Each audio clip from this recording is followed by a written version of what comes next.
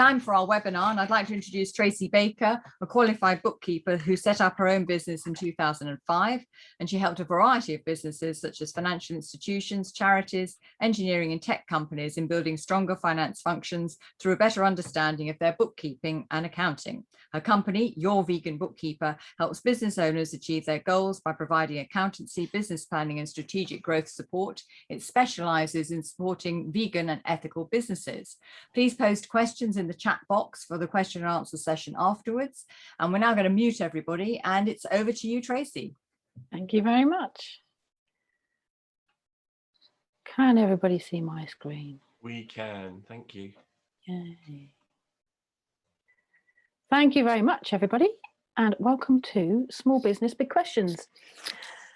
So we help people to make better business decisions with confidence. And I'm just going to move that because that's really annoying. Sorry. So just to give you a little bit of background, I mean, Jackie did explain briefly just now. So qualified UK bookkeeper, set up a business in 2005. It wasn't online then. We took it online in 2011, and we've helped a wide variety of businesses at the time. And then came 2 years ago, I was feeling a bit kind of disconnected from the business, and I couldn't really quite put my finger on it. I went vegan myself about 3 years ago.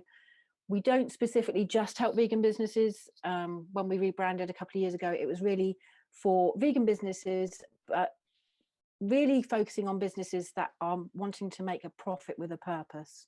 So purpose-driven businesses. I'm also a mum to 2 grown-up children, and in my spare time, I enjoy yoga, meditation, and hiking, as well as salsa dancing. I am a bit of an adrenaline junkie and have done such things as fire walking, but that's enough about me, because today is all about you guys. So over the years, we've been asked these questions on a regular basis. How much can I pay myself?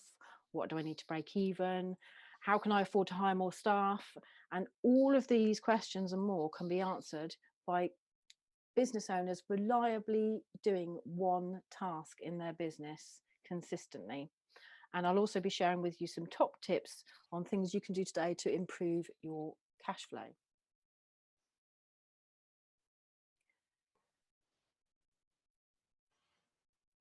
Okay, so I was going to actually, I skipped ahead. So I was going to actually ask you what you believe cash flow forecasting is. But what I'll do is I will explain what cash flow forecasting is. It is, in its simplest form, it means ensuring that the money coming in is more than the money going out. And a lack of cash flow management is one of the top reasons that businesses go out of business in their first few years. So it's crucial to get a grip of your money, and it's the most reliable tool you can have in your arsenal for your business. If cash is the lifeblood of your business, then cash flow management is success. Cash flow forecasting, it's your guardian angel. It's the guardian angel of your business. Something you've always wanted, and it lives in your computer.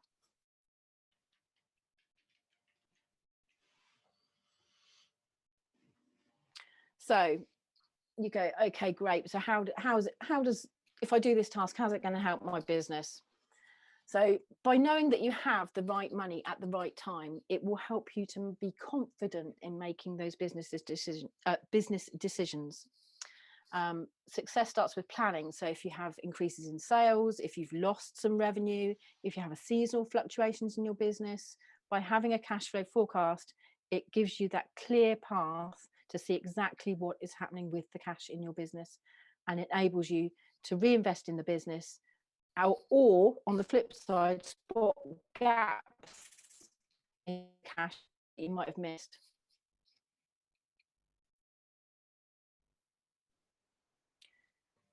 So you might be thinking, well, that's all very lovely, Tracy, that sounds amazing, but how do I do a cash flow forecast? The two methods that we primarily use, really, if you're just starting out, if it's a business startup, if somebody managing their own kind of cash flow forecasting, there is the spreadsheet option. We're big advocates of Xero accounting software at Your Vegan Bookkeeper. So we tend to use Float with our clients to do cash flow forecasting, and I will take you through the pros and cons of both.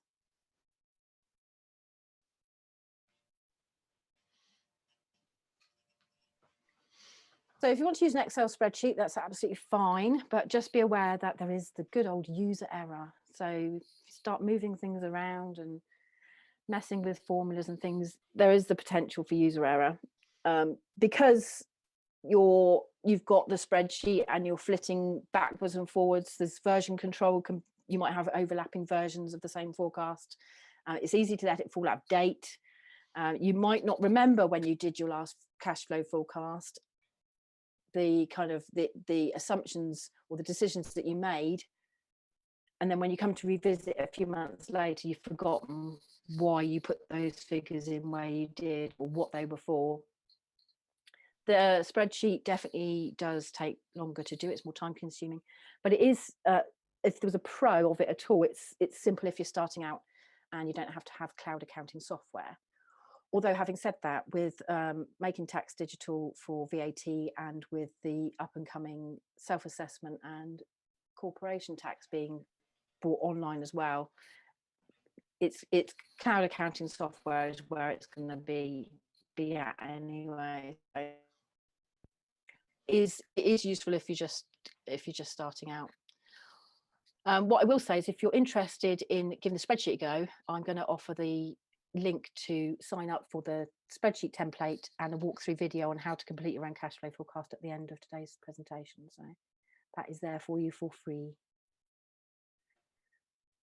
So with Float integrates with Xero, QuickBooks and Free Agent. It automatically imports your data every 24 hours, meaning that your forecasts are always up to date. So there's better accuracy because it's coming directly from your accounting software.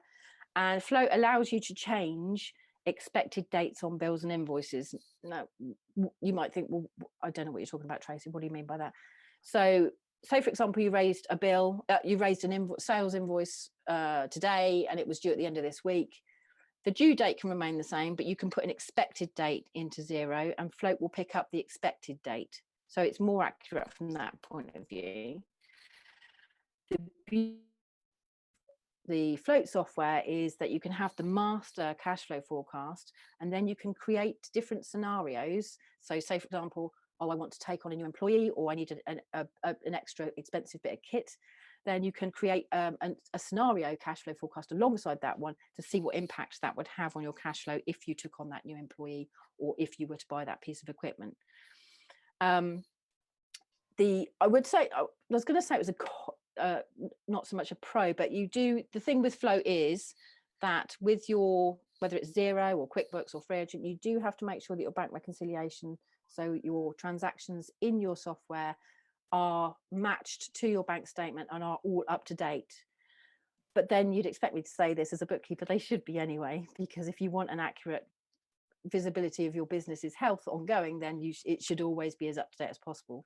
So for Float to work most effectively, you have to make sure it's up to date. The other thing with Float is it's easy to create budgets and match those against actuals. So you can, as well as monitoring the cash flow, you can also see how your budgets are doing against actuals going forward. So how can I improve your cash? How can you improve your cash flow today, rather? So Captain Obvious, get your invoices out on time every time. And I would elaborate on this actually, because when you do your invoices, make sure that you are sending those invoices to the person who is signing off, who is paying the money. So many times I see people go, oh, but I was talking to Joe in marketing. And yes, the project might be with Joe in marketing, but it might not be him that has to sign off the money that's owed to you. So first things first, always get past the gatekeepers and get the name of the person who is responsible for the finance, for the sign off of the invoices, and make sure that your invoice goes to them. Make sure you have payment terms on there. So many times I don't see payment terms, and it gives people leeway to go, oh, well, I didn't know. I didn't know when it was due. So make sure you have payment terms.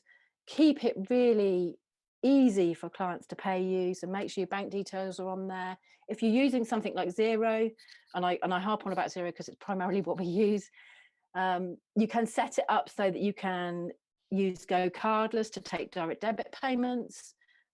You can use Stripe for international clients, so that all people have to do when they receive their invoices, click on that pay now button and just do it. So don't overcomplicate things, keep them simple, but make sure that you've got the correct information right from the off. Now, once you've sent that invoice out, don't set and forget. Have a process in place for following up, even if it's just a polite reminder a few days before that invoice is due, going, hey, just wanted to check that you've received the invoice. If you've got any questions, let me know. The due date is da da da.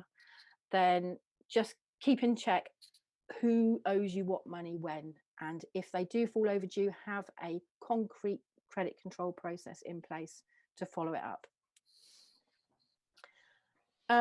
If you're doing large projects or you have large products that you sell, I would highly recommend charging a deposit. It's a good way to get cash up front, and it also gives you a good indication of whether that client is going to be a tricky payer. And it's better to know now when you're just charging a deposit than it is when you've invoiced at the end and you've done all the hard work. And if, on that note, if you wanted to do some checks on particular clients, maybe you've just got a gut feeling that something's not quite right, or they're a large small business rather, then there are lots of credit check companies in the UK, and I've put some links there to some that you can use to do credit checks on, and they're incredibly easy. We actually do credit checks for clients just to make sure that you don't get caught out. And that is about it. So if you found this helpful and you'd like to find out more, we love to chat, and there are our contact details there. And I will open it up to questions and close down the presentation, and I'll send the link into the chat room for the cash flow template should anybody want that one. Thank you very much. Thank you, Tracy. That was a really great talk. Lots of great information and tips and everything. So does anybody have any questions for Tracy? Perhaps you'd like to unmute yourselves and ask. Yeah, I've got a question, if that's right, Tracy. You mentioned float, which I hadn't heard about, and sounds really good. How much? Do you know how much is that a monthly charge for that, or is it part of Zero? Or it's not part of Zero. There is a monthly charge. It's ironic actually, because I'm about to speak. I've been using clients' float accounts, but I'm about to speak to float myself next week to get the accountant bookkeeper version. I don't know whether I've forgotten the guy's name who's the accountant on here. He might know. Andy, yeah. Andy, sorry. Yeah, I mean, we use float all the time, but what we've tended to use is the client's version of it, for which there is a monthly fee. Okay. It's not extortionate. But when I speak to float next week, I'll know more about how it can be offered. Yeah, no, accountant, because I know Zero and that you can get reductions on subscriptions and things for. Yeah, no, I use Zero. I just hadn't heard of float, and I've often okay. a bit like you mentioned before, I was often using an Excel spreadsheet, and there's a lot of user error. So I think float could be really good for me. Plus, it takes a lot of time. It does. It does. It takes a lot more time. Yeah, and always out of date. Yeah. For me anyway. I don't use float, so I don't know. Not just I'd never thought to use it. There's nothing against it, so I don't know. I'm afraid. Well, it's float.com, so if anybody wants to check it out, but like I say, I can put up in the LinkedIn group once I've had a chat with the guy at Float next week. Yeah, on getting the bookkeeper version, accountant's version. There's a question from Alex on the chat box saying, "Is there a cost involved on Float?" Yeah, that's what we were just talking about. So yeah. Yeah, sorry, I didn't miss that. Apologies. We clashed, but yeah, I had the same question. That's all right. Let me, whilst I'll have a look. I've just done that. Okay. So you can have an essential. There's obviously different levels of which you can have. So essential allows you to have 3 users, 5 additional scenarios, 3 years future forecast, weekly cash summary, and email support for £39 per month if billed annually. So a lot of these software organizations, if you commit to 12 months, they'll let you have 12 payments at a slight discount. But like I say, once I've spoken to this guy next week, it might be that we can offer discounts, because generally accountants and bookkeepers get to have it slightly cheaper to be able to offer through to people. Yeah, that's £39 is quite a lot of money. I was going to say that seems quite a lot. Is that their basic? Is that? That's essential, yes. Premium is £79. Yeah, Yeah. right. It's a lot because zeros. Well, zeros- that's about 20, isn't it? Yeah. That's a lot of money for what is something that is, not that hard to do in a spreadsheet when you've got a half decent spreadsheet. Mm. So, and equally, I mean, you'll know this, Tracy. Xero do a thing that relies on their own data, which is called a snapshot report, which is okay, not brilliant. I was going to say, I wouldn't say it's brilliant. No, not. But it does. I can't get it to work now. But it relies solely on what the data you put into Xero, and unless you get the data in Xero accurate in terms of when you expect to pay, when you expect to receive, you reconcile everything. It relies on that. The other one would be, you could look at Power BI in the Office 365, but again, that's classic Microsoft.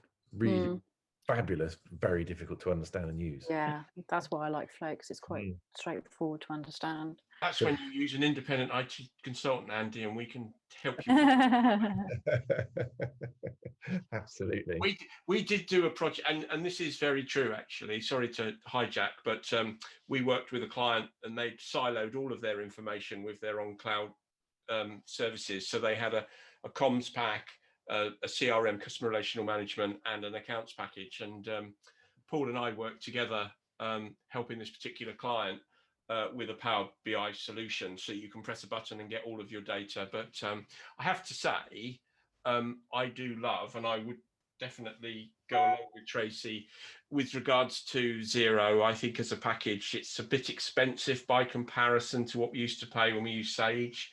But the ease and auto entry, I used to pay £10 a month for that, which will allow me to photograph my receipts, and then that will go into Xero. And Xero are constantly growing. So did they absorb HubDoc, Tracy? They bought, HubDoc, yeah.